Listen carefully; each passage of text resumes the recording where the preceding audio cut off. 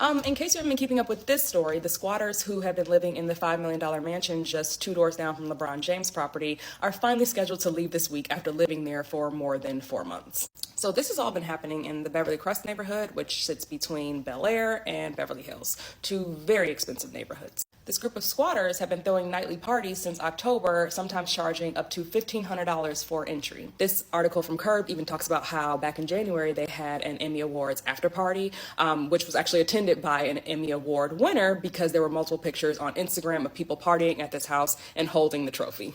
With all this noise and partying going on, of course, neighbors have been complaining, but every time police would show up, nothing would ever be done. So eventually they hired journalist and crime writer Mark Ebner as a private investigator to figure out what was going on. Not only did he find out they were pretty much operating this house as a club/lounge, they were offering rooms on booking.com for $300 a night, which also included $60 massages. Of the group of housemates, the main squatter claiming ownership is this guy, Morgan. After squatting in the property for so long, Morgan was able to register and receive mail to the house, which also included a Spectrum internet bill. This enabled him to get his driver's license registered to the property, which obviously slows down the eviction process. At one point, when police arrived, he was also able to produce a lease contract that showed he had gotten the property for $50,000 for 1 year, which is insane because houses in this neighborhood would more so go for $50,000 a month, not $50,000 a year. But before Morgan even got to this house, it already had a pretty interesting list of former owners. From 2003 to 2007, Damon Dash owned the property. And then after that, Dr. Munir Uwaida, I believe is how you pronounce it, owned the property until he fled the country because he was linked to the murder of his 21-year-old model girlfriend. He was also linked to one of the largest health fraud schemes ever in the state of California.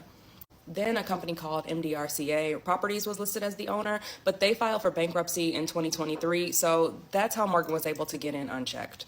Since these parties started back in October, police have shown up to the house at least 9 times, but were unable to arrest or do anything. The group of housemates were finally made to go to court on February 23rd, 2024, and at that point, they were given 30 days to vacate the property. So that would be this week.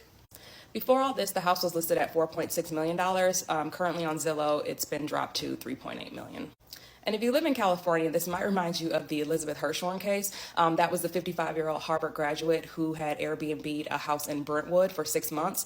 After her 6-month rental expired, she asked the owner for an extension, which he agreed to do off the app, which you should never, ever do that. Of course, after that, she refused to leave, and she even found legal loopholes that would make him liable to pay her thousands of dollars if he was to kick her out. He would have to pay for her relocation fees. She ended up staying at his house for 570 days rent-free until she was finally escorted off the property in November 2023.